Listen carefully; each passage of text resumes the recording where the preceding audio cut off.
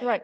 Good. Okay, so let me introduce Alessandra. So Alessandra did her PhD under the supervision of Nicolas Curien in Orsay.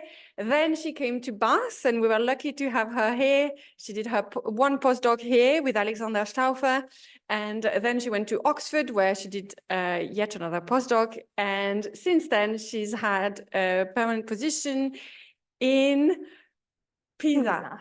I always okay, in Pisa. It's a pleasure to have you here, and thanks for giving a talk on a guide to growing random geometries, making trees blossom and triangulations flip. Thank you very much, Cécile, for the introduction and for the invitation. This is, in fact, my first AofA ever, and I hope the first of many, because I've been enjoying myself a lot. And in fact, I've been very fascinated by the previous talks. And with respect to the abstract that I gave in the beginning, so this talk is going to be a bit of a story of trees and a story of planar maps. And given the vibe that we've had so far, I've decided to emphasize a little bit more the initial story of trees that I hope people will be interested in. And in fact, some people in the audience might know more about than me. So I'll have some questions for you in this talk, actually.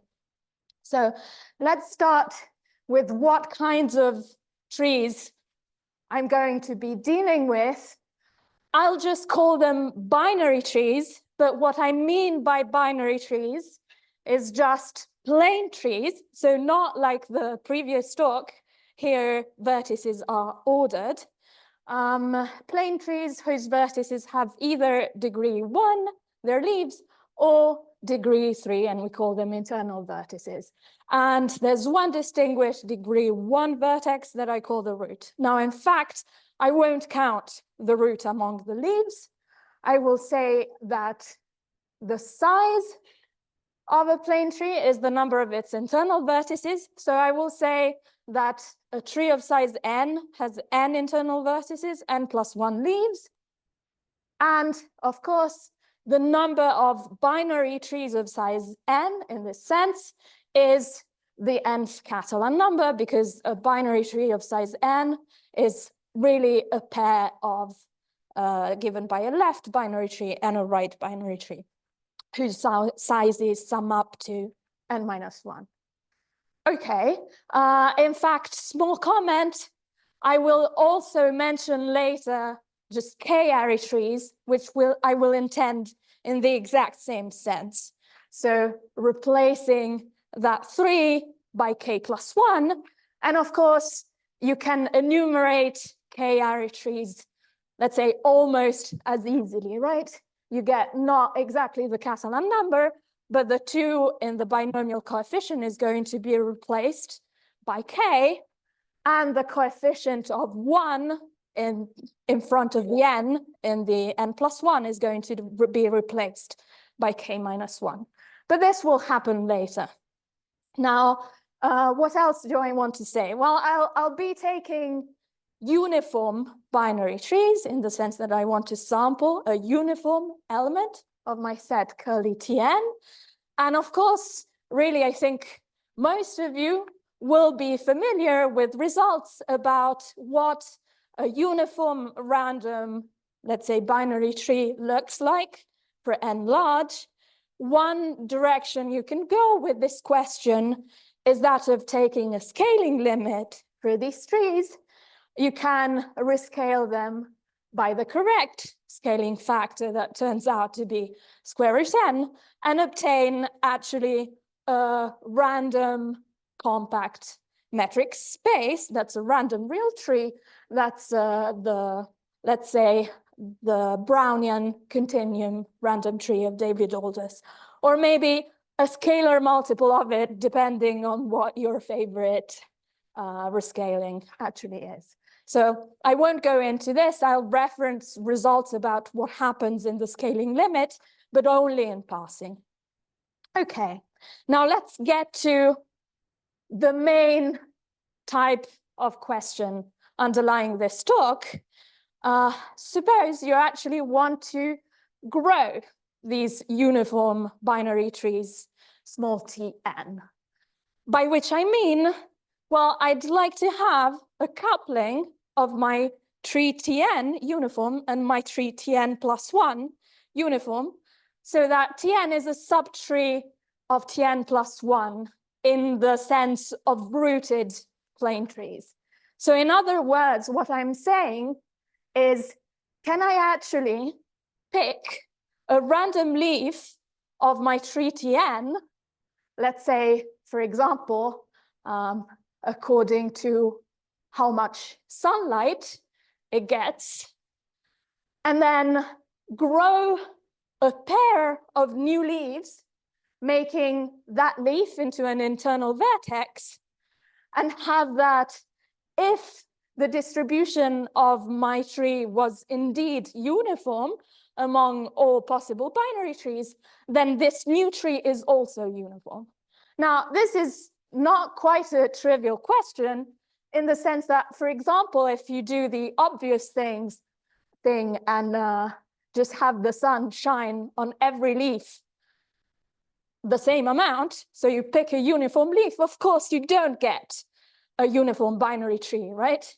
If you start with a tree of size 0, what you're going to get is what I believe are called binary search trees, so uniform binary search trees.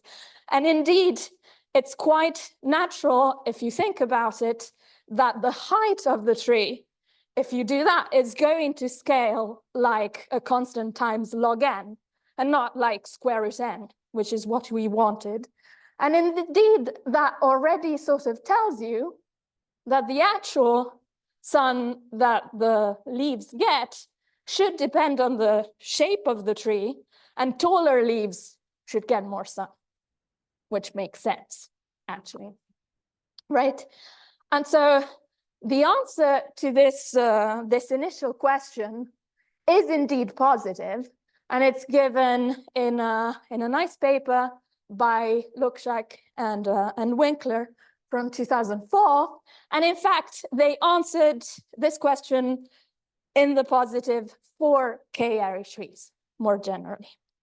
Now, just to insist that it's not trivial that there should be a way to pick a leaf in order to obtain this growth process. Let's say this growth scheme is what they call it, uniform growth scheme. We'll refer to it this way. It's the way it's called in the Lukshak and Winkler paper.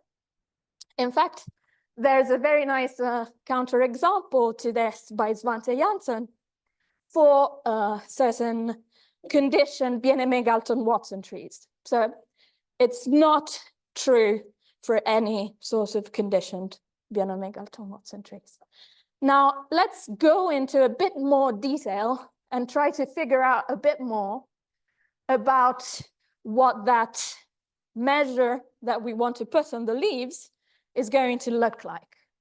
So, in fact, what you can show is that there is what Lukshak and Winkler call a recursive uniform growth scheme.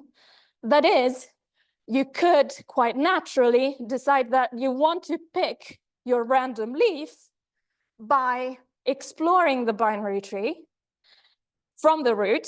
Every time you find yourself into, well, in an internal vertex, you have a split, you have a subtree of size A on the left and a subtree of size B on the right.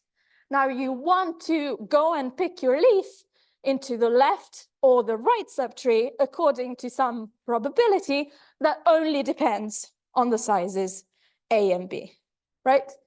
And if this is the way that you intend to pick your leaf, it's quite clear that your probabilities of picking left, say C, A, B, will have to satisfy a recursion, right? So let's say that P of AB is that ratio of Catalan numbers, that's the probability of having a split AB in a tree of size A plus B plus 1, then that probability needs to be, well, the probability that a uniform tree of size A plus B has an A minus 1B split times my probability of going into the left subtree and growing there, plus the probability that an A plus B size tree has an A B minus 1 split times the probability of growing there.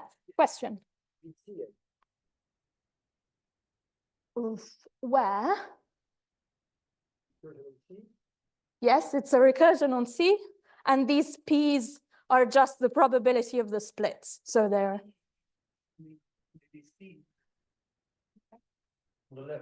no, that's not what I mean.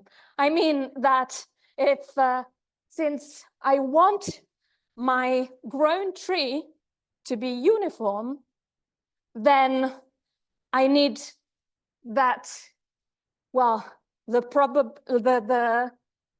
if I have a uniform tree of size A plus B, then its split probabilities are the two P's.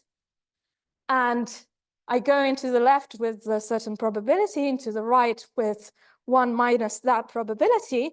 What I obtain must be a split AB with a probability. Maybe I'm one up.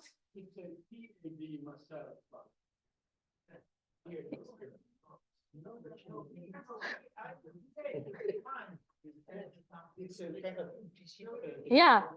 Are you, is everyone okay with it? Okay, I think, right. I mean, all of the CABs must satisfy equations of the type below, where the PABs are ratios of Catalan numbers that we know. Is that clear? It's the CABs that we don't know, right? And in fact, okay, so if you also ask for the natural symmetric thing, that is that CAB is actually 1 minus CBA, and for the initial values that you have to have, these equations will determine your CABs actually. But then what's the problem? The problem is it's not clear that the solutions will actually be non-negative, right? And if they are non-negative, then there is a recursive growth scheme. So the Lukschak and Winkler argument is, and we probably won't have time to get into it at the end, but who knows, is a max flow min cut type of argument. Basically, you need, in this case, for binary trees, it's quite easy.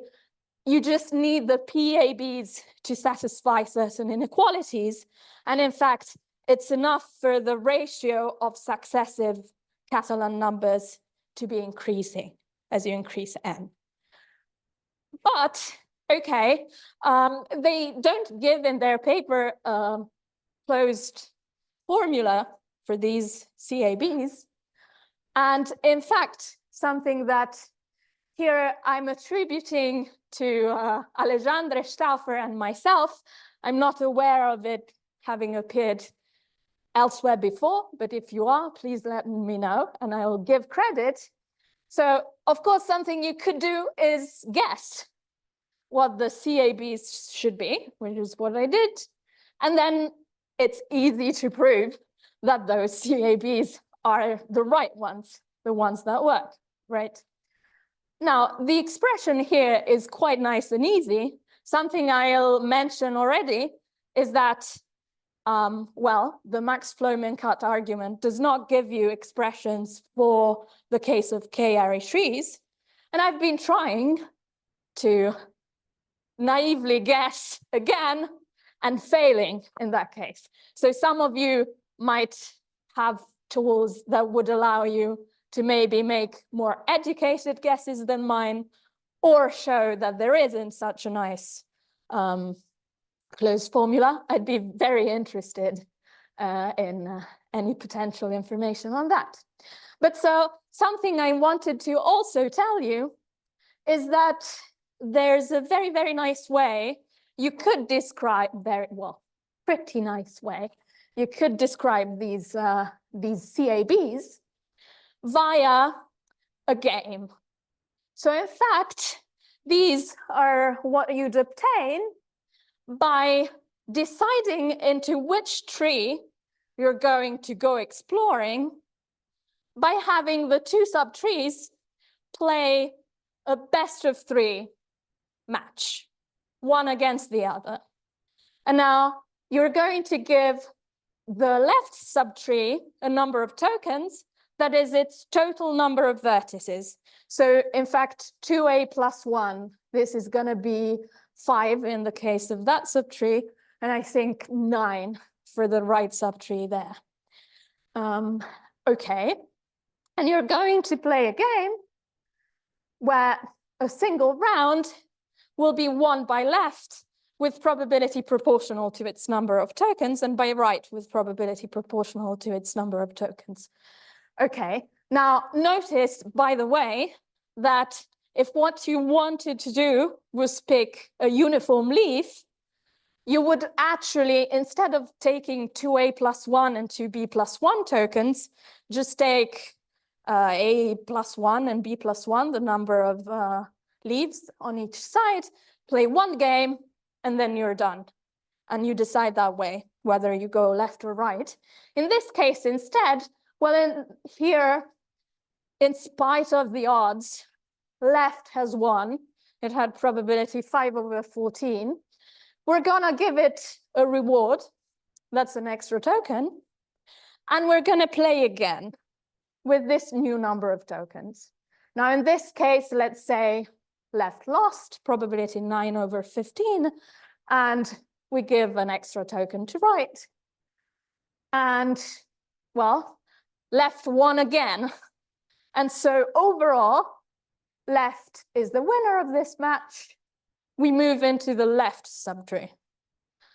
Now, the probability that left actually wins a majority of the matches, if you think about it, is precisely that CAB that I wrote there, right? It's the probability that left will win 3 times, that in our case was indeed 5/14 times 6/15 times 7/16, plus, in fact, 3 times the probability that something like what happened there happens.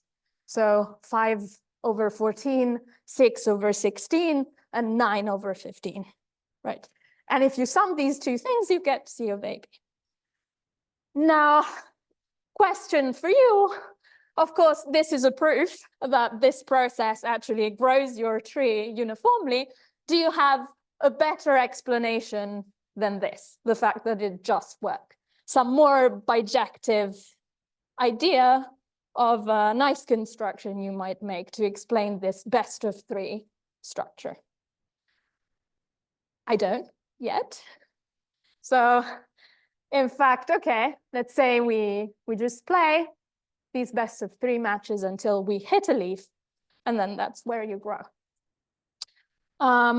Okay, now I wanted to say, yeah, perfect, a few things about what having this quite explicit expression that gives you the actual measure you want on the leaves of your tree can get you.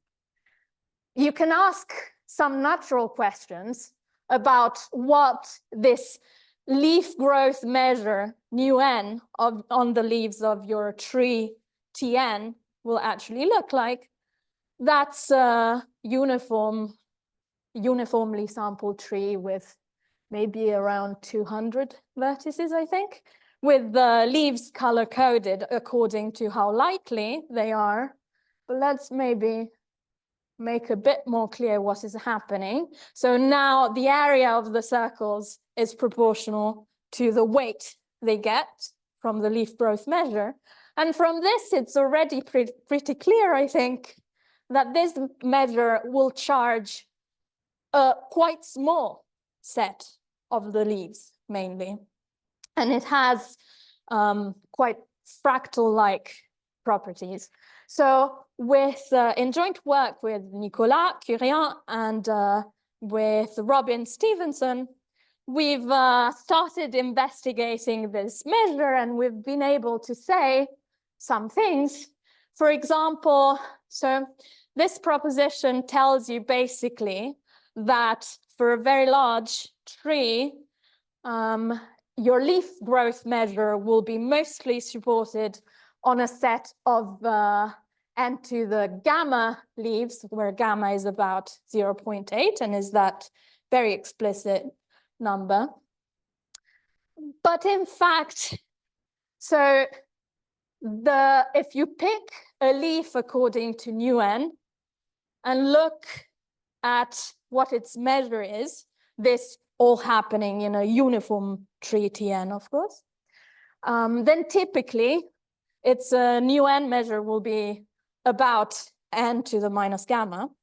But if you then compute its first moment, it's actually of a different order. It's about n to the minus 0.69 something. And in fact, with Nicolas and Robin, we've, well, sort of computed the full multifractal spectrum of this measure. We have all the moments, except that in some specific cases, you get actual exponents there. In other cases, it's a bit more implicit what the exponent you get for the moment, the alpha moment, let's say, actually is. But it's some beta of alpha that satisfies a certain integral equation.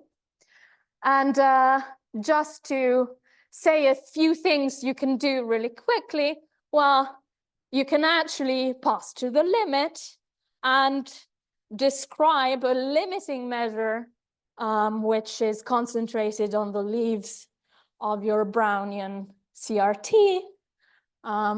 Its support has actually Hausdorff dimension 2 gamma. And because of the explicit nature of the information you have, you can actually do stuff like, for example, compute the explicit law of a leaf picked according to your limiting leaf growth measure. And if you look at that, well, it's kind of nice that if you compare the density that you get with the density for a uniform leaf, which is given by the, well, which has Rayleigh law, it makes sense that the height of a leaf chosen according to nu n would be greater than the height of a uniform leaf, essentially. And just to conclude this part about trees, I think, well, probably all of you are sort of in your head a bit implicitly thinking in this direction. It's very natural to, at this point, say, okay, we have this, well, Markov chain on the set of trees. We could grow trees one step at a time. Can we actually say anything about some sort of limited growth dynamics, some process that has actually the law of the CRT as an invariant distribution that one could obtain as a limit for this, this dynamic of step-by-step growth. And this is the next sort of question that we would like to start tackling with Nicolas and Robin. Okay, so I think I've said enough about trees, and now I want to switch to maps. Okay, so I think to anyone who knows planar maps, the amount of surprise in seeing quadrangulations on the first slide about maps will be 0. So let's start with quadrangulations and then discuss. You've seen a definition for a planar map before during the week. To me, a quadrangulation of size n will be a planar map with n faces that are quadrangles, like the one shown there, quadrangulation of the sphere of size n, rooted in the sense that it has a distinguished oriented edge. All right. And okay, what my objective is, well, to grow uniform quadrangulations, kind of like we were growing uniform trees. And I want to do it by adding one face at a time in some sort of sense. Now, in fact, it's a little bit easier, instead of explaining what adding a face means, to explain what eliminating a face means. So I'll introduce this operation of a face collapse. Maybe that went by a little bit fast, right? I have a face. I can pick a diagonal of that face and identify the two endpoints of that diagonal and sort of squash the boundary of that face by pairly identifying edges, right? So this, to me, this operation is a face collapse. As a matter of fact, it doesn't always work exactly the same, in the sense that some faces have two diagonals that I could pick for a face collapse, and some faces that have only three distinct vertices have only one diagonal that is okay for me to pick for the face collapse, because it will need to be between two distinct vertices. And for example, that face there gets collapsed this way. And if you like, if you want to look at those super degenerate faces that have one vertex inside of them, a face collapse just collapses that face and it disappears. Okay, so now what's my uniform growth scheme going to be? What I want is to couple a uniform quadrangulation of size n with a uniform quadrangulation of size n plus 1 in such a way that the former is always obtained from the latter by a face collapse, by collapsing a face. And reversely, in a sense, the growth operation is growing one face somewhere, right? Now, okay, why are we doing quadrangulations? As I said, most of you will immediately think, oh, okay, this problem probably is not that difficult to solve because quadrangulations are really tied to trees, right? And there is the nice enumeration known since Stat, but you can say more. You can have a bijection between, well, actually rooted, pointed quadrangulations and plane trees where edges are given one of three colors, any independently. And okay, it's a bijection in the sense that on the tree side, you also need to have a spin in order to recover the orientation of the root on the left. Let's say it's the Curie-Vauquelin-Schaeffer bijection. And this is the bridge we need between, well, at this stage, quadrangulations and plane trees. And the other ingredient we need in order to get uniform growth scheme for quadrangulations is that, okay, if you erase a leaf in your plane tree, what this does is actually perform a face collapse in the corresponding quadrangulation. Now, one comment as well, you don't go the other way. Not all face collapses are leaf erasures for the corresponding tree. But if you have a way to grow plane trees by adding leaves one at a time, a uniform growth scheme for plane trees, then you have a uniform growth scheme for quadrangulations. And well, again, of course, plane trees are really kind of binary trees, right? I can decompose my plane tree, rooted plane tree, into two rooted plane trees by taking the leftmost edge from the root, the subtree of all the descendants of the leftmost child of the root, and all the rest. Those are two that I will call the left subtree and the right subtree again.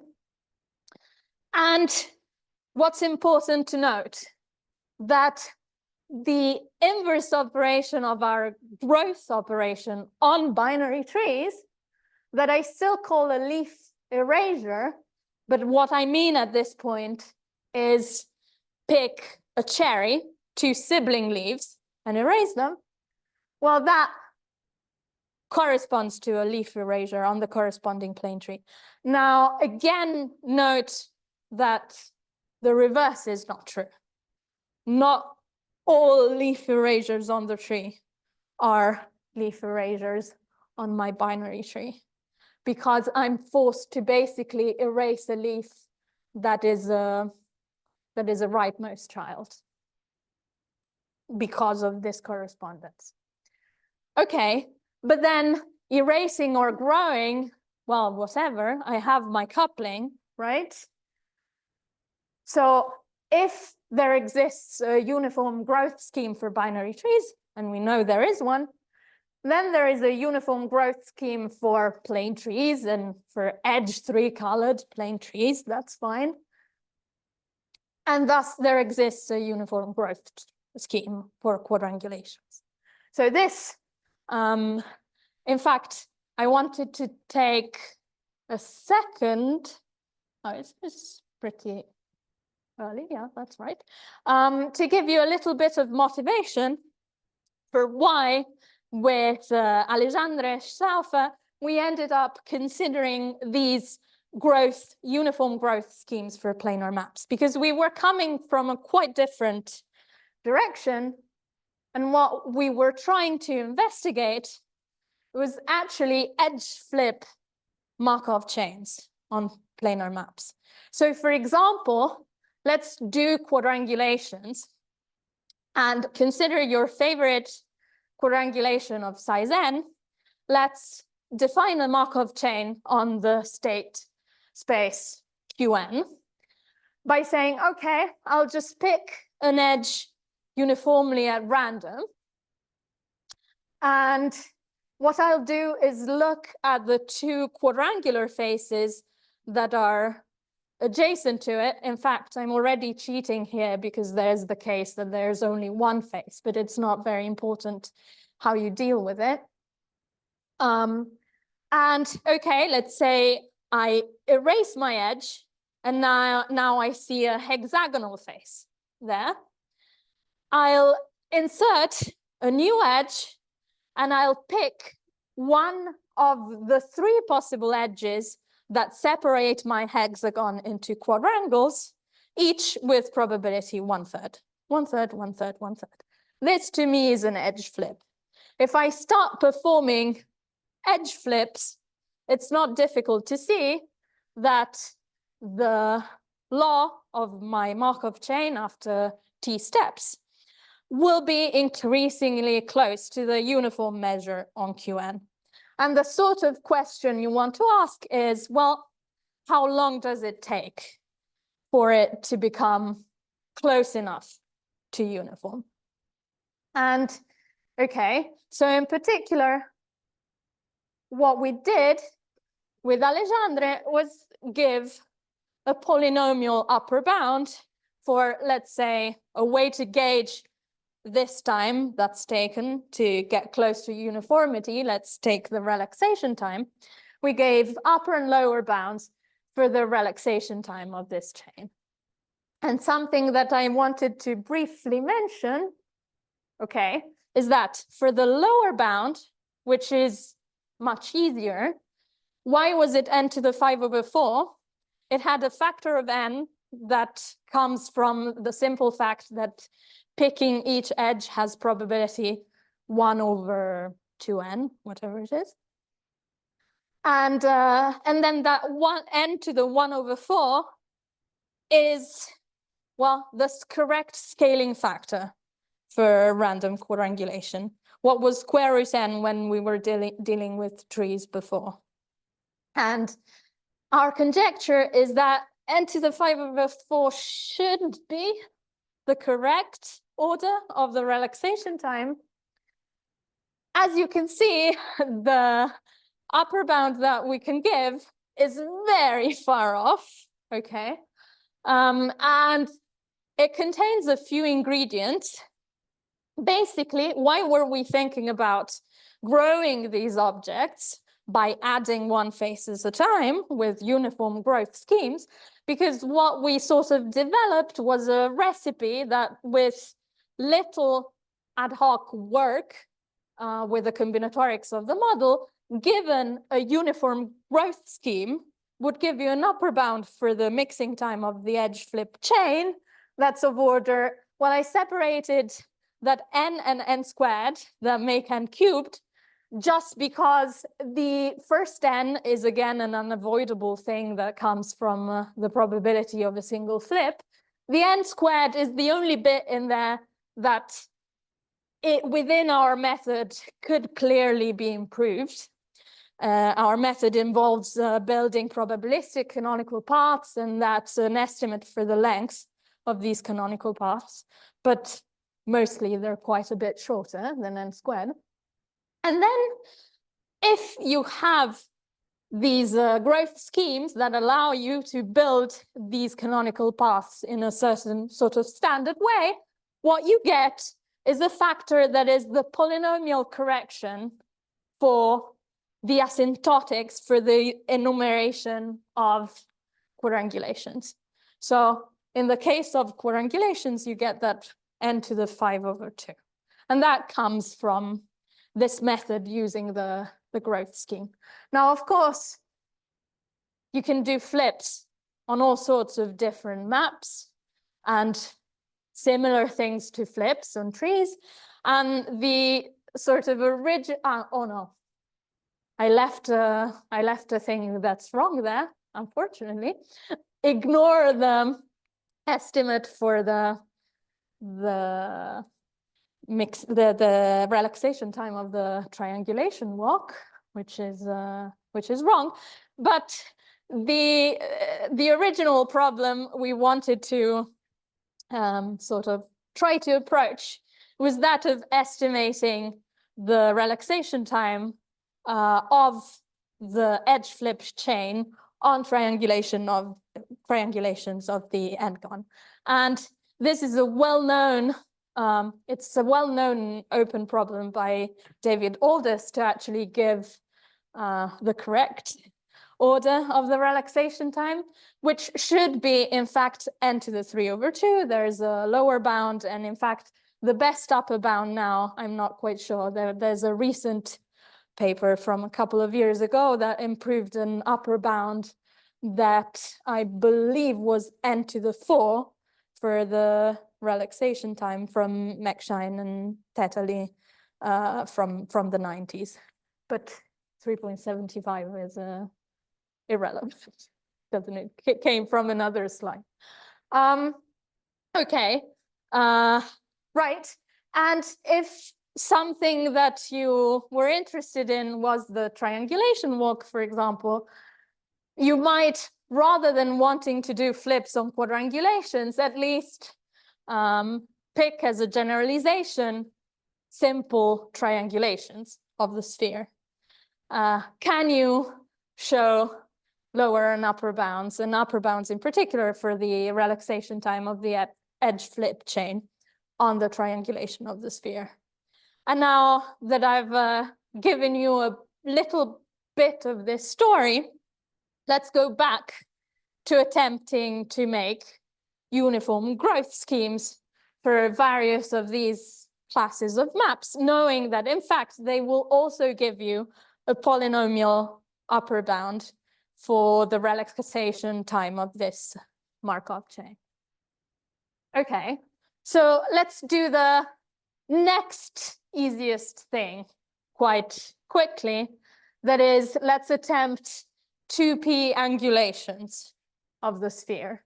Now this time, a phase collapse will be basically the same thing that I described before, right? You have a face with even boundary degree, and you'll just zip up the boundary by identifying its edges in pairs. Okay. And now the bridge with the tree world, in this case, is given by mobiles, which are objects that, in fact, Mikhail mentioned during his plenary talk the other day. So as before, Curie-Vauquelin-Schaeffer had a bijection that built a tree by drawing an edge within each face.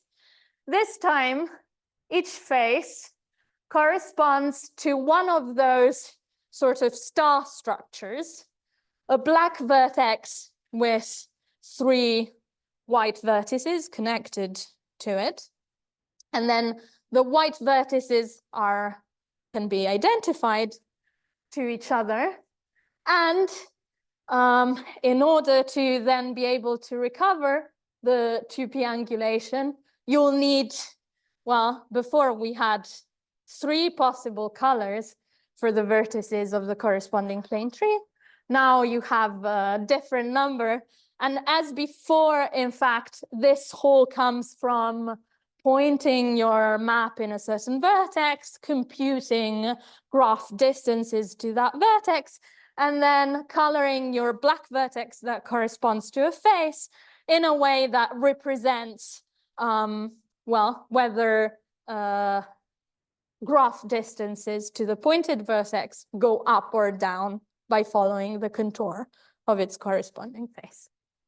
Okay, now this is this bridge that I'm talking about is really the Boutier di Francesco Guiterre bijection between these labeled, let's say, P mobiles of size n, where now the size is the number of these star structures, so the number of black vertices on the right, and pointed quadrangulation, 2p angulations with n faces on the left, with again this extra 2 that's given by a spin, allowing to recover the direction of the root edge. Okay, and what's important is that the leaf erasure operation on the right, which now to me means erase a star structure, so a black vertex, that's a leaf in the sense that its 2 white children don't have any children, corresponds to a phase collapse. And in fact, okay, you can think of this as a very natural generalization of what we saw with plane trees. Because the case of plane trees, you can think of it as these star structures just being an edge with a black vertex drawn in the middle. Right, but these really are kind of P-airy trees, exactly as before, right? I pick the leftmost black child of the root and look at the subtrees of descendants of its white children. And then I have the whole subtree to the right. That gives me the same recursion as for 3-airy trees, in this case, P-airy trees in general. And again, erasing P sibling leaves on the right corresponds to erasing a leaf structure on the left, which corresponds to a phase collapse. And then, since we have the Lukshak and Winkler result, you obtain a uniform growth scheme for rooted 2p angulations of the sphere. let's finally get to simple triangulations and to some of the words in the title of the talk. So for simple triangulations, you can't quite collapse just one face, right? Because they have an even number of faces. So what I'm going to define as a face collapse this time is pick an edge and we'll identify its two endpoints and kill the two triangular faces adjacent to it. Of course, you're allowed to do this if the triangulation you get is still simple, which is not necessarily the case. Okay, so this is a pair of adjacent faces collapse. What is the tree structure that you can use to bridge the gap this time? Well, it's blossoming trees. So for a triangulation, a simple triangulation of size n, thanks to a bijection by Poulalon and Schaeffer, you can construct from it a blossoming tree that is a plane tree where here the white vertices all have exactly two children that are leaves and that are these green vertices, which are called blossoms. And then it's in fact rooted in one of the blossoms. Okay. And between simple triangulation and blossoming trees, there is in fact a 2 to 2n map in this case, but that doesn't affect the fact that if we're able to grow blossoming trees, then we can grow simple triangulations with the inverse of the adjacent face collapse described. And what do I mean in this case by growing blossoming trees? Well, the structure that I'm going to use as a leaf structure this time is, well, a white vertex with the edge going to its parent and its two children leaves. And this structure will be a leaf structure if it doesn't have other children other than the two children leaves. And a leaf erasure is again, well, a pair of adjacent face collapse. Of course, this needs you need some work to prove this, but it's true. And now, can we go back to the world we wanted to live in, that is the world of K-ary trees, right? Well, this is not, a blossoming tree is not a K-ary tree in itself, but, so let's go back one sec. What I just did before was, okay, you can separate it into two substructure by cutting along those two blossoms, the root blossom and the other blossom issued from the white child of the root. Oh, sorry, I went back too much. There it is. You have these two, this pair of sub things, but then each of them behaves in fact very well. Because if you think of my favorite structure being that sort of white vertex with two blossom children, I can pick the leftmost one and decompose my tree-like structure again in, well, I pick the descendants that are to the left of the leftmost blossom child, and then those that are in the middle, and then those that are on the right. And then I have all of the descendants of the now white root to the right of the first white child. And these are four substructures that are again, well, not blossoming trees in the sense of before, but structures like the one that I've identified by splitting into two tree objects. But in fact, now I'll show you, try to get an idea of how this works exactly. So in fact, I'm claiming that my blossoming tree is really a pair of 4 ary trees. the one that I've drawn on the right, on the left, is the upmost one there. And then if we wanted to decompose the one on the right again, according to the same thing I said, you do this. And recursively build your pair of 4 array trees. Now, I'm almost done. And in fact, perhaps I can even say one last thing and give you an idea of also how the Lockschak and Winkler argument works by sort of doing a first step that I would need to do in this case to reduce myself to the case of 4 array trees. Because now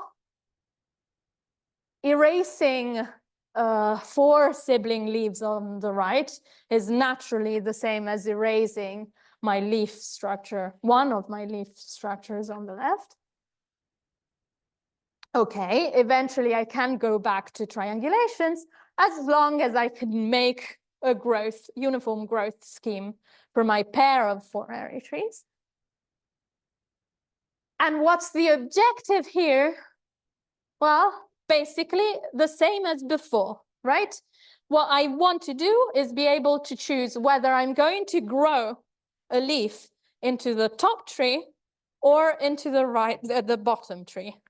And my probability KAB of going into the top tree will have to satisfy an equation that I hope now, having gotten used to it, we all approve.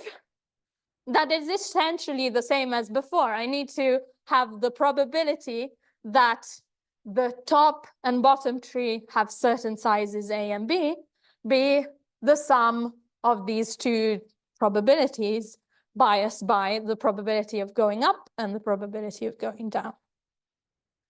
Okay, so how can I show that I have functions k of AB in 0, 1 that satisfy that? Well, I can do this via a max flown min-cut type of argument, where here I have this network where the nodes on the left represent the splits, the possible splits between top and bottom of a double 4 array tree with, let's say, of size presumably n. And on the right, for one of size n plus 1. So I'm putting there the size of the top subtree. And then I'll give capacities to the edges that correspond to exactly the probability of having that kind of a split, right? This for the edges on the very left. And then with a case of total size n plus 1 for the edges on the very right. And finding my KABs, now I'm sort of changing the size of the vertices to reflect the fact that they can get different amounts of mass.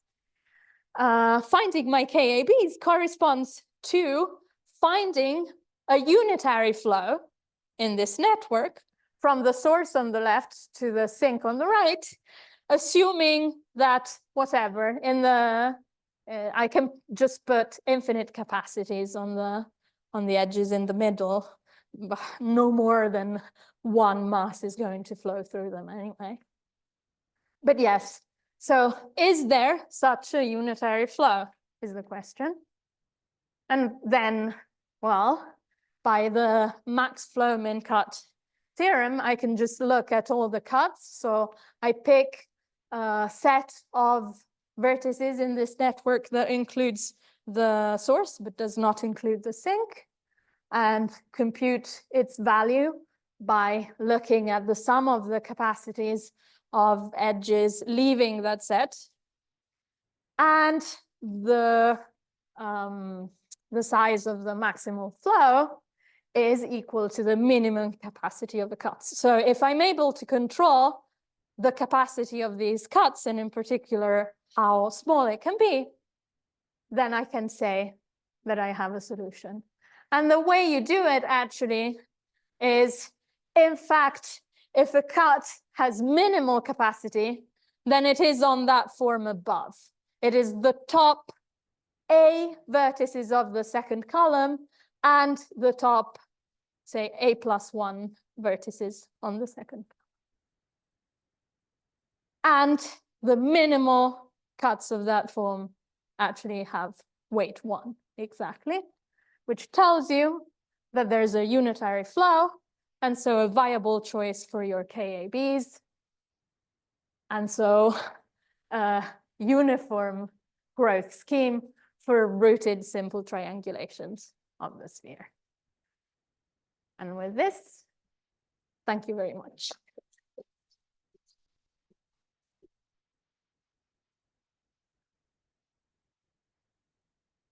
Other questions for Alessandra? Okay, Cyril first, and then Yes, so I have two questions. So if you consider your Markov chain in which you do the flips and so on, so is it the case that if you start from two different combinations and you run both of them until they coalesce, then you could get uniform random generation algorithms which could be efficient, or it is not working? Oh, okay. Are you saying if it's an efficient way to basically get, well, there are more efficient ways. So it doesn't make much sense to use a flip chain for sampling, as far as I understand. I mean, Yes, using the array function. Yeah, yeah, right. But, so yeah, you. But for example, the time of coalescence of this Markov chain is known, or you gave some bounds at some time, but No. No, okay. No. And the second question is, so you gave the three point of view, the math point of view, and there is another point of view which is related, is if you consider the lattice path. So you know the Gracevich encoding and so on. And some of your operations, they can be transferred on the level of lattice path. It will be that you add some pair of symmetric jumps somewhere in your path. So therefore, it will work whenever your set of steps is symmetrical. So this is clear. So therefore, it is this approach in lattice path is not working if you have, for example, ternary tree. But it will work for stuff which are not trees, which are lattice path with -1, -2, +1, +2. Yeah. Okay. So and therefore on lattice path you have this Donker theorem which gives some this convergence in distribution. And if you have this construction, you have a convergence, almost sure convergence, which is stronger thanks to your embedding. And then the question is, in fact, for which set of steps can we get it? And you tackle this question at some time by saying, oh, for K array trees, we have it, but in full generality, for Bienname, Galton, Watson tree, it's not always true. And but is there some other families in between for which it is working, or? Actually, okay, so perhaps someone else in the audience has a more complete answer, but the only cases of which I'm aware are basically K-array trees and plane trees, and not other proofs of their, of course, okay. In the class of trees of this kind, then you can have recursive trees and things that grow naturally this way. But say among conditioned Bienname Galton Watson trees, for example, I am only aware of this result. Oh, I forgot to say that there is an article by Marshall in 2003, so when it's before the two guys who did this construction on the command machine. Oh, okay. And by the way, maybe I should also comment on the fact that, so I didn't fully follow what you said, but as far as showing almost sure convergence, for example, you don't have almost sure convergence by increasing the trees to the CRT. Well, it's false with this procedure.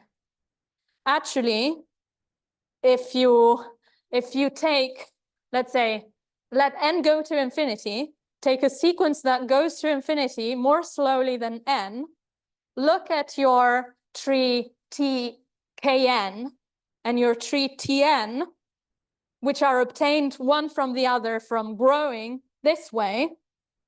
If you rescale them by square root n and square root of Kn, you get two independent CRTs, not the same CRT, which tells you that you don't get almost sure convergence. But yeah.